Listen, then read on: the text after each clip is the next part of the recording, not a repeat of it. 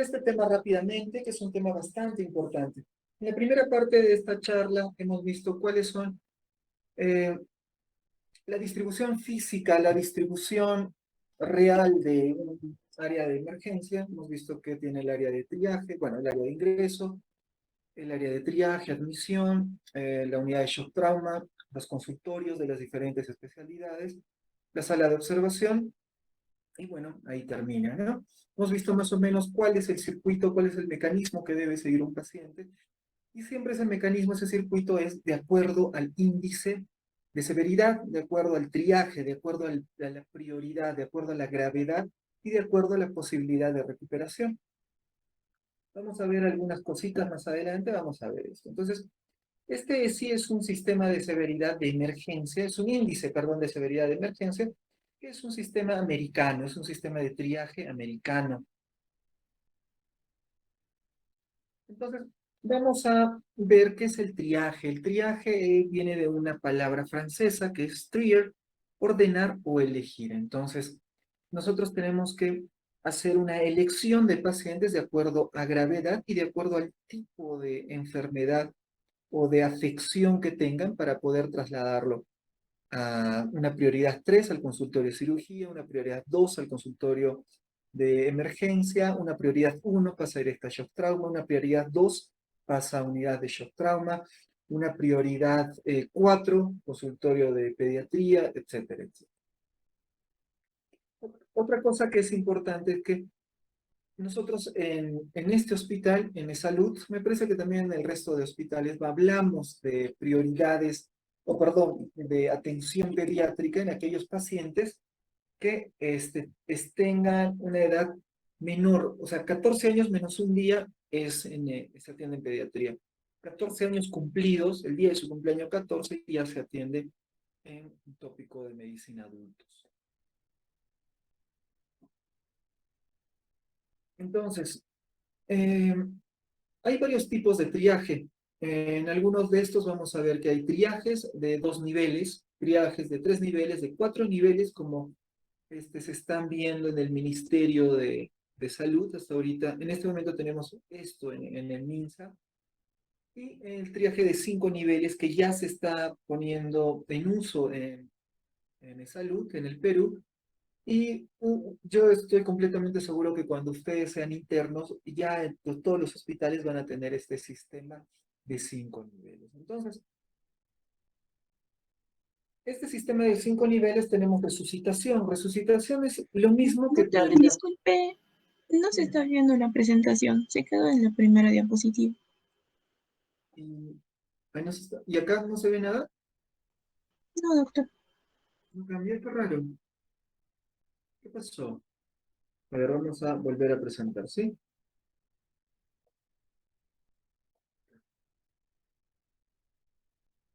Compartir y compartimos. Creo que si compartimos todo,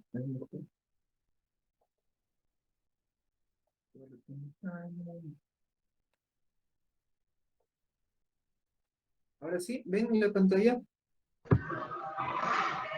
Sí, doctor, se ve. ¿Se puede ver esta triaje? Sí, doctor, ya se ve ahora.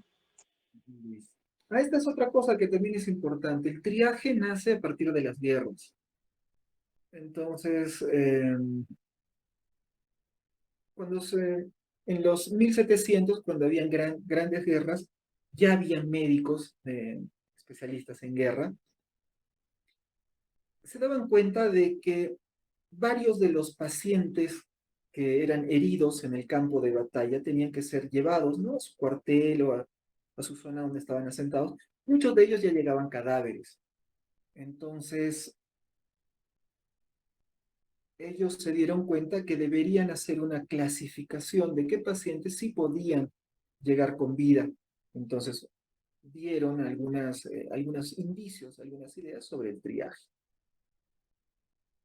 Entonces, estos son los triajes de emergencia. Hay desde 2 niveles, que son los más antiguos, 3 niveles. Los de los 4 niveles son los que actualmente están en el Ministerio de Salud utilizando. Estos de acá. Pero nosotros utilizamos en salud que es de 5 niveles. Y posiblemente ustedes, cuando hagan su internado, van a estar en estos 5 niveles, donde el nivel 1, prioridad 1, ya para ir adelantando algunas cositas, prioridad 1 es resucitación, prioridad 2 es emergencia, prioridad 3 es urgencia mayor, prioridad 4 es urgencia menor o no urgente, y prioridad 5 es referido a patología común, ¿ya? Entonces, lo más grave es la resucitación, que es como prioridad 1, seguido de prioridad 2, que es emergencia, prioridad 3, me falta una rayita, es una urgencia, y prioridad 4 no urgencia, y prioridad 5, lo haremos en romanos, que son los pacientes que son referidos a su centro de salud, o si esperan van a tener que esperar bastante porque son patologías comunes. Entonces, acá son algunos ejemplos de sistemas de triaje. Entonces tenemos las escalas australianas, la escala inglesa, la escala canadiense. La escala inglesa o la de Manchester también se usa mucho, ¿ya? Se usa bastante. En esta oportunidad vamos a usar, básicamente todos tienen la misma característica, como vamos a ver a continuación, pero entre el sistema ESI, que es el americano, y el sistema Manchester, tienen algunas similitudes, ¿ya? Básicamente, las diferencias son en tiempos, pero para esta charla vamos a adentrarle un poquito más en el sistema ESI. Cuando nosotros estamos nos vamos a ocupar básicamente de esto. Cuando nosotros estamos en un desastre, muchas veces se tiene que hacer el triaje por colores. Se utilizan cintas que se atan en los brazos, en el codo, o se pintan en la frente, o se pegan sobre la frente, en zonas muy visibles de los pacientes, colores. Entonces, para el sistema Manchester, tenemos el color rojo como prioridad 1. El rojo como prioridad 1. Anaranjado como prioridad 2. Amarillo como prioridad 3. Verde como prioridad 4 y azul como prioridad 5. Los tipos de atención van a estar determinados por el tiempo de atención. Entonces, cuando nosotros hablamos de una prioridad 1, es aquel en el cual el paciente está en riesgo inminente de muerte, ¿ya? O sea, no hay la posibilidad, sino ya está en riesgo de muerte. En esos casos, nosotros tenemos que asegurar la atención, como dice acá, hasta 0 minutos. O sea, no hay tiempo, es inmediato. Entonces, ¿cuánto tiempo amerita una atención en una prioridad 1? Nada, inmediato. Una prioridad 2 puede esperar hasta 10 minutos. Una prioridad 3, 60 minutos. Una prioridad 4, 2 horas. Y una prioridad 5 puede esperar hasta 240 minutos, ¿no? Entonces, no hay... Esas cosas tienen que estar claras. Cuando alguien va a un servicio de emergencia, por ejemplo en Inglaterra, bueno, también la cultura es distinta. Sabe que si esa persona está con patología no urgente o con patología común, va a tener que esperar al menos 4 horas, sin reclamar, porque ellos ya saben cómo es este sistema. Entonces, no nos olvidemos, prioridad 1, 0. Prioridad 2, 10 minutos. Prioridad 3, 60 minutos. Prioridad 4, 120 minutos. Prioridad 5, 240 minutos. Entonces, acá, en esta diapositiva vamos a ver cuáles son algunas tendencias que afectan al departamento. Los malos hábitos alimenticios son una gran carga para los servicios de emergencia. Sobre todo en nuestra sociedad, vemos que la ingesta copiosa de grasas no está mal vista. El descuido en la alimentación no está mal visto. Los síndromes dolorosos abdominales por ingesta inadecuada de alimentos afectan o tienen un efecto muy negativo sobre los servicios de emergencia. Eso retrasa la atención incluso de una verdadera emergencia. Los pacientes que tienen patologías crónicas, los pacientes con patologías crónicas también son una carga para un departamento de emergencia, un servicio de emergencia, donde solamente deberíamos atender situaciones de emergencia. Y pacientes que están relacionados a estrés o ansiedad. Eso debería ser manejado desde otro punto de vista, no en un servicio. Va gente que tiene una discusión en su oficina y van al hospital porque están con dolor de cabeza, ¿no? Entonces, como que eso no es una emergencia, pero bueno, eso eh, incrementa mucho la demanda de los servicios de emergencia. Este es un algoritmo ESI, ¿ya? Este es el algoritmo. Es un algoritmo bastante sencillo de utilizar. Entonces, ¿cómo nosotros nos enfrentamos a una patología desde este punto de vista aplicando este algoritmo? Nos hacemos preguntas, básicamente preguntas. ¿Requiere una intervención inmediata para salvarle la vida? Si la respuesta a eso es sí, es una prioridad. ¿Ya? Ahora, hay alto riesgo, el paciente está confuso, letárgico, desorientado, o hay mucho problema respiratorio, un dolor muy agudo. Si la respuesta es sí, pasa como prioridad 2. Si la respuesta es no, vamos a ver cuántos diferentes recursos van a ser necesarios para atender ese paciente. Si ese paciente no va a ser necesario utilizar más recursos, prioridad 5. Solamente un recurso, prioridad 4. Muchos. Un paciente que está ahí con cierta inestabilidad. Vamos a usar la frecuencia respiratoria, la frecuencia cardíaca y la saturación de oxígeno. De la edad nos vamos a olvidar, ¿ya? Entonces, frecuencia cardíaca, frecuencia respiratoria y la saturación. Esta saturación para nosotros no va a ser 92, sino va a ser 88. ¿Sí? Entonces, si nosotros tenemos que sí su saturación es menor a 88, podemos considerar pasarlo como una prioridad 2. Si la frecuencia respiratoria es mayor a 20 para adultos, podemos considerarlo, pero esto ya va como una posibilidad de prioridad 3. O si la frecuencia cardíaca es mayor a 100, también va como una prioridad 3. Si está más dos desviaciones estándar mayor a estas, por ejemplo, esta 120 y esta 24, sí pasaría a considerarse como una prioridad 2. ¿Sí? ¿Más o menos se entendió, chicos?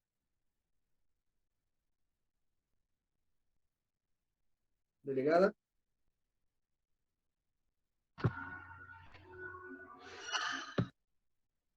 ¿Sí? ¿Se Sí, entendió? doctor. Sí, doctor.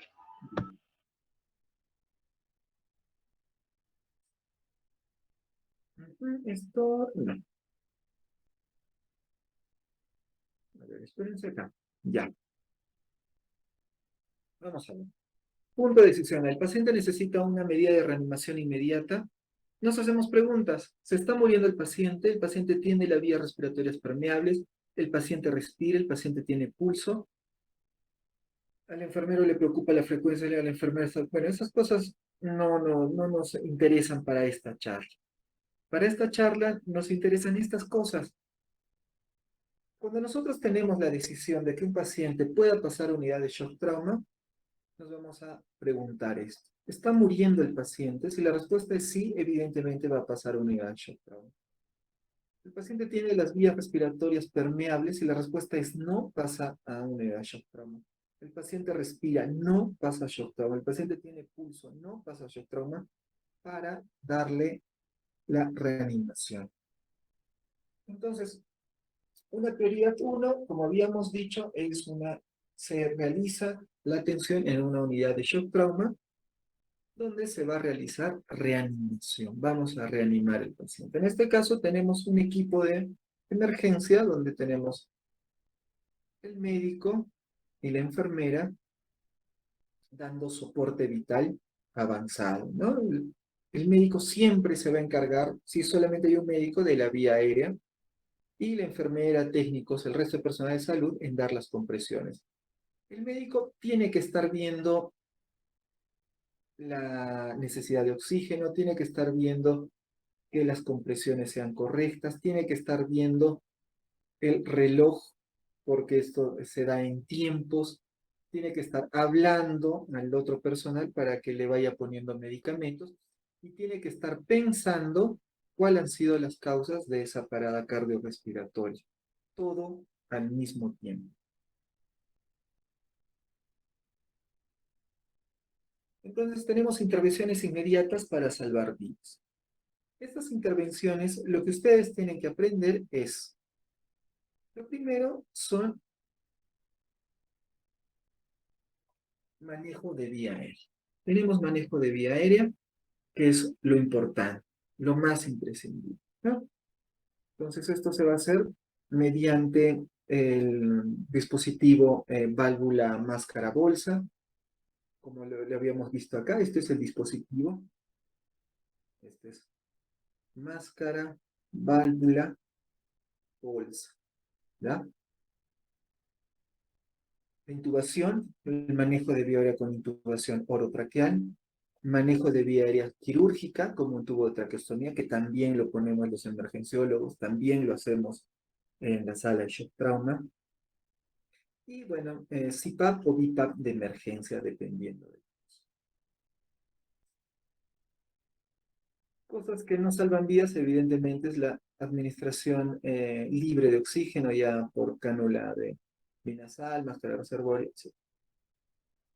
Otras intervenciones inmediatas son la terapia eléctrica con nuestro desfibrilador. Nuestro desfibrilador es muy importante.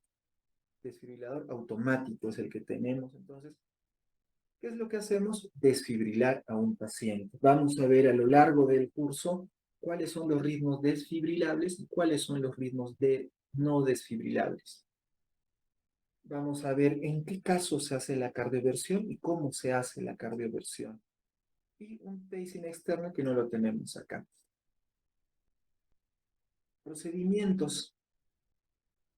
Descompresión necesidad de descompresión torácica, por ejemplo, un tubo de drenaje torácico. ¿Ustedes, alguien ha visto cómo se coloca o cómo es un tubo de drenaje torácico?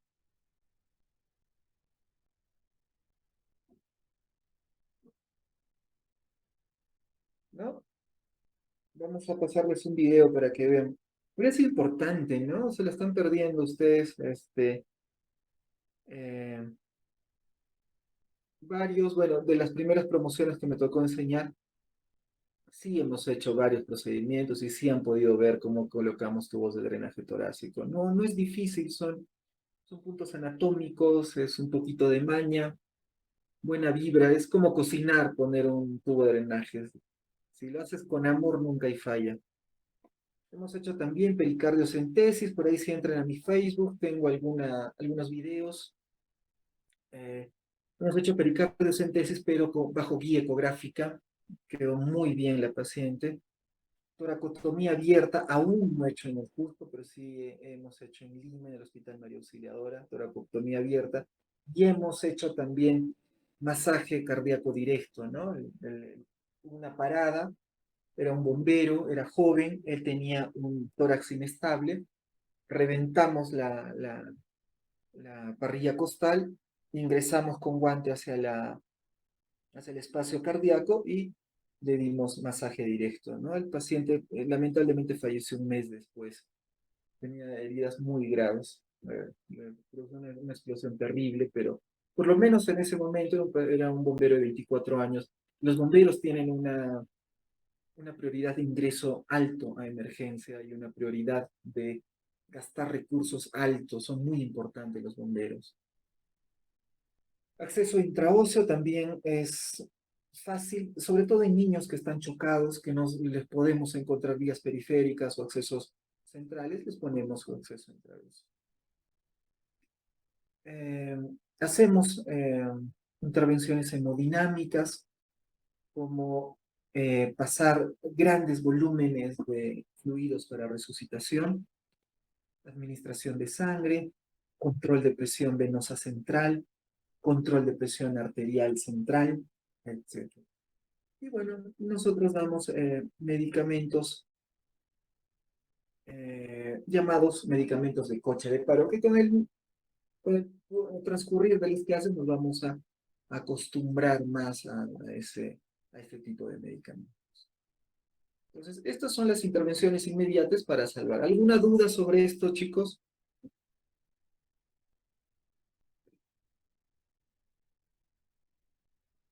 ¿Todo claro?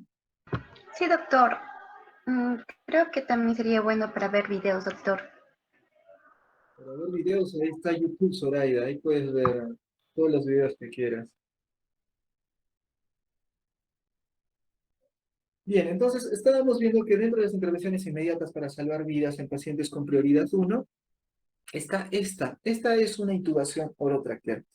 De cada diapositiva podemos sacar muchas cosas. Algo que debe de tener una emergencia. Lo que yo quiero que ustedes piensen como emergenciólogos cuando estén en emergencia. No pueden pensar como internistas, no pueden pensar como intensivistas, tienen que pensar como emergenciólogos.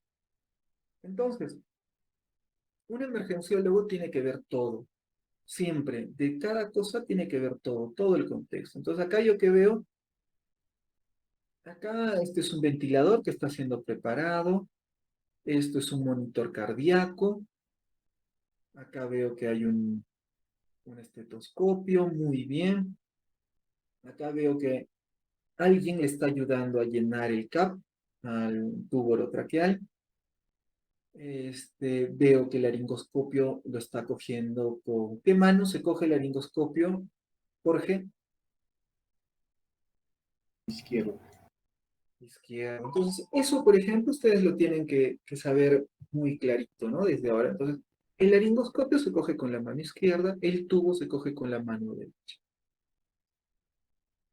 Tiene que haber siempre una persona que haga estas dos consideraciones. Primero, este señor va a tener que sacar esta guía.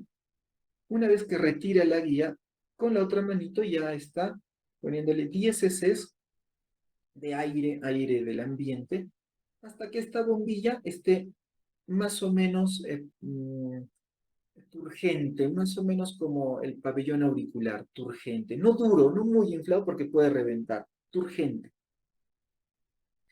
Acá vemos que acá este paciente está con monitor. Esta intubación generalmente, idealmente, se tiene que hacer bajo monitorización cardíaca. Y obviamente con oxímetro. Ven acá, ha sido tan bien preoxigenado que su saturación es 100%. En este momento este paciente está en paro, está en parada respiratoria. Se le ha administrado medicamentos para que él, o esta, me parece que es mujer, no tenga la necesidad de tragar ni tenga la necesidad de respirar. ¿Ya? Está en parada respiratoria y ahí es donde se hacen los procedimientos como colocación de tubo orotraqueal. A ver, escalas de niveles de conciencia, lo vamos a ver luego. Este es un sistema bastante sencillo que se usa en Estados Unidos, ¿no? El ACU. Ver si está en alerta, si tiene respuesta verbal, si tiene respuesta al dolor o no hay respuesta. Eso es solamente eso. Pero para nosotros, para el curso, la escala de Glasgow de 15 lo sabe todo. Escala de Glasgow, 15 puntos. 15 sobre 15 es lo ideal. Entonces, el punto de decisión B es para ver si este paciente, bueno, hemos decidido que no era un paciente que pase como prioridad 1. El paciente debería esperar, nos hacemos las preguntas, ¿no? Es una situación de alto riesgo, el paciente está confundido, letárgico, desorientado, el paciente experimenta dolor o malestar severos. Si la respuesta a esto es sí, a este paciente lo vamos a categorizar como una prioridad 2. Si la respuesta es no, pasa al siguiente nivel. Entonces, ejemplo algunos ejemplos de situaciones de alto riesgo, ¿no? Podemos saber que hay a nivel abdominal, cardíaca, genitourinaria, ginecológicos, salud mental, neurológico, pediátrico, respiratorio y de trauma.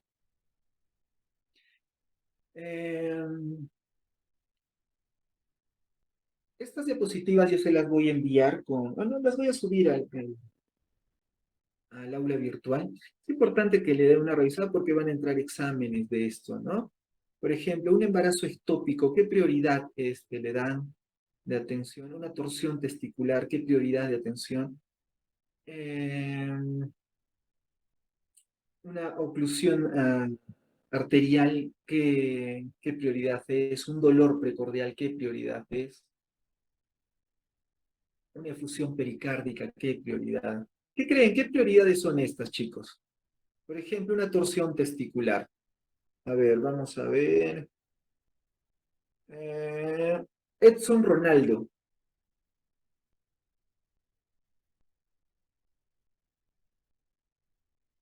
Edson, de paso que llevamos lista, pues.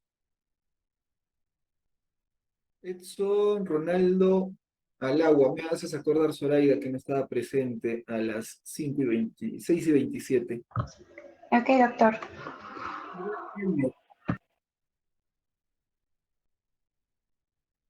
Iván Elmer.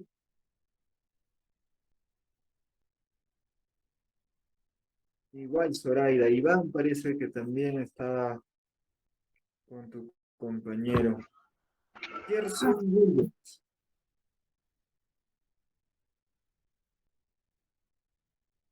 Gerson Wilbert. Presente, doctor, buenas noches. ¿Cómo estás? Gerson, la torsión testicular, ¿qué prioridad te parece que es tuya con todo lo que hemos estado diciendo? Mm, Prioridad 1, prioridad 2, prioridad 3. mm, Le daría, doctor, más una prioridad. Dos todavía. 2, claro, es una prioridad 2. ¿Por qué? Porque si esto no se resuelve adecuadamente, va a tener secuelas graves. Este paciente va a perder el testículo. Entonces, por ejemplo, Leonidas, André, Presente, doctor. Buenas tardes. ¿cómo estás?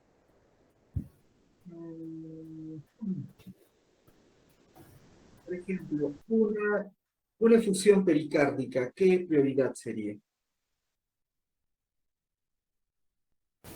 Yo le pondría uno, doctor.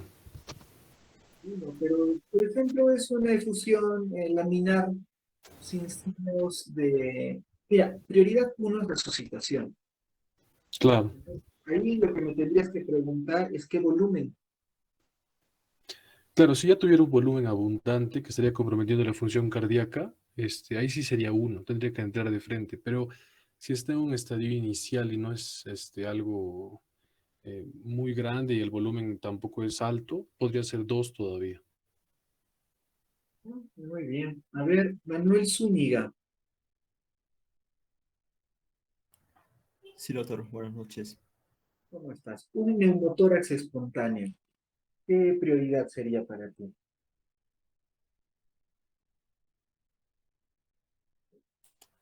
Entre uno y dos, doctor, estaría pensando. Uno, no. Uno es resucitación, sería 2. ¿Ya? Resucitación es que no vas a esperar más para hacer algo, que es el paciente está muriendo. Prioridad 2 es que tienes 20 minutos para tomar decisiones. Eso es prioridad 2. ¿Ya? Poco a poco vamos a ir viendo sobre esto, pero sí es importante que ustedes más o menos ya se familiaricen con este tipo de prioridades. La prioridad 1 es una prioridad en la cual el paciente está en riesgo inminente de muerte.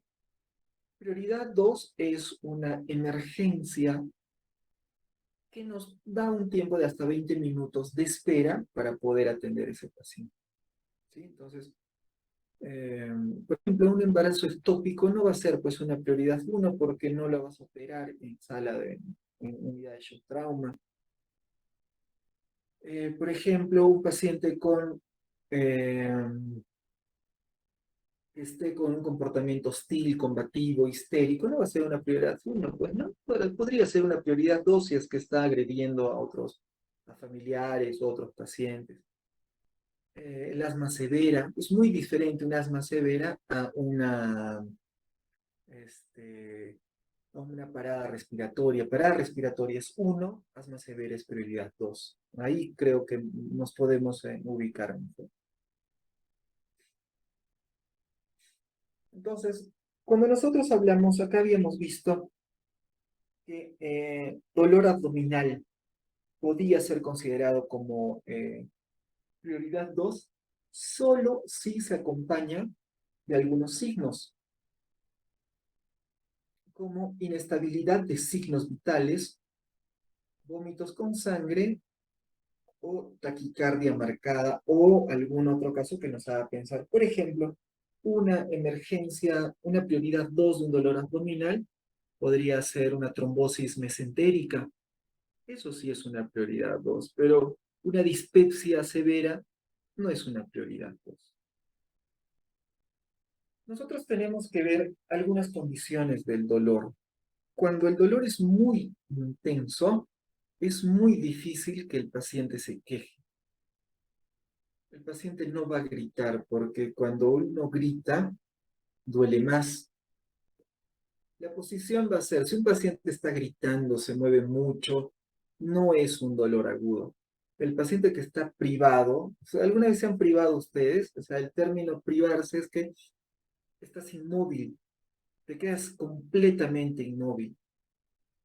Ese paciente que no se está quejando, está inmóvil, pero está con mucho dolor, eso sí nos debería llamar la atención.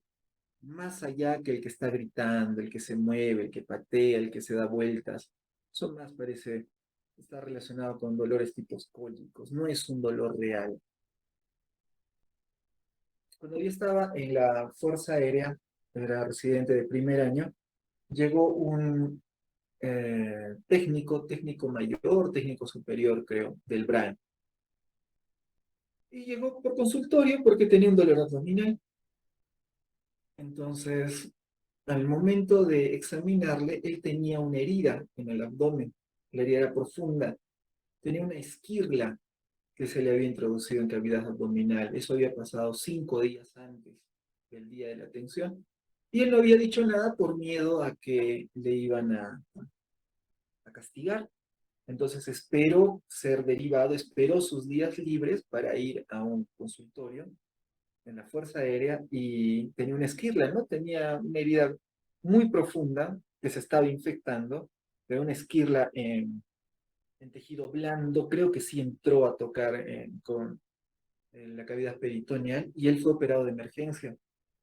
El paciente llegó caminando, no tenía mayor facies de dolor, pero de hecho que le dolía mucho, ¿no? Entonces, también el dolor depende mucho de las características de las personas, ¿no? Sobre todo las mujeres tienen un umbral del dolor más alto que los varones. Eso también nos da nos debería dar otro tipo de información cuando nosotros vemos o nos enfrentamos a un paciente con dolor. Ahora, es que el paciente es otra cosa que tenemos que ver en un paciente, el estado de sensorio. El estado de sensorio es muy importante, sobre todo los que están relacionados a esto, confundido, de letárgico, desorientado o, en términos generales, un estado de coma de Glasgow menor a 14, si es que su basal es 15. ¿Ya? Eso también nos va a llamar la atención para darle algún tipo de prioridad de atención. El punto C, lista de recursos, no recursos. Bueno, entonces, los recursos que nosotros cuando hablamos de recursos que vamos a necesitar para tratar de manejar a un paciente son laboratorios, laboratorio de sangre, laboratorio de orina, rayos X, bueno, acá solo tenemos tomografía computada, en Estados Unidos en todos los hospitales tienen su resonador, una vía periférica para pasarle fluidos, que haya un servicio de tópico donde le vamos a dar la vía endovenosa o medicamentos nebulizados, darle la posibilidad de recibir una consulta especializada, etcétera, etcétera. Esto no. Ahí está. Vemos los signos vitales de un paciente. Cuando nosotros vamos a hacer triaje, tenemos que ver el contexto. Entonces, tenemos que ver primero la escala de Glasgow. La escala de Glasgow es 15, bien. La frecuencia cardíaca es menor de 100, bien. La frecuencia respiratoria es menor de 20, bien. La saturación es menor de 88, es mayor a 88, estamos. Entonces, este paciente pasaría como prioridad 3. Si es que hay una alteración en alguno de estos factores, o en dos o más de estos factores, y además hay una comorbilidad mayor, podría pasar como una prioridad 2. ¿Ya? Entonces, hasta ahora estamos viendo que hay factores muy importantes que tenemos que considerar en nuestros pacientes. Uno es la escala de Glasgow. 2, la frecuencia cardíaca. 3, la frecuencia respiratoria. Y 4, la saturación de oxígeno. En algunos pacientes vamos a considerar la temperatura, sobre todo en pacientes pediátricos. ¿Ya? Pediátricos. En general, los signos vitales va a ser la presión de sangre, la frecuencia cardíaca, la temperatura, la frecuencia respiratoria, la oxigenación de oxígeno y el dolor.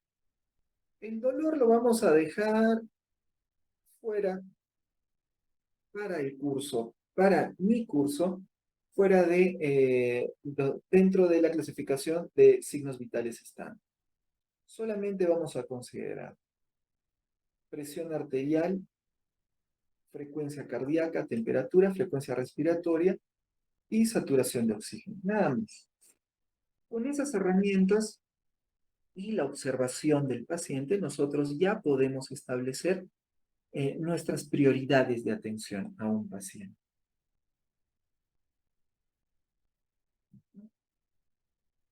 Y bueno, eso es todo. ¿Alguna pregunta, chicos?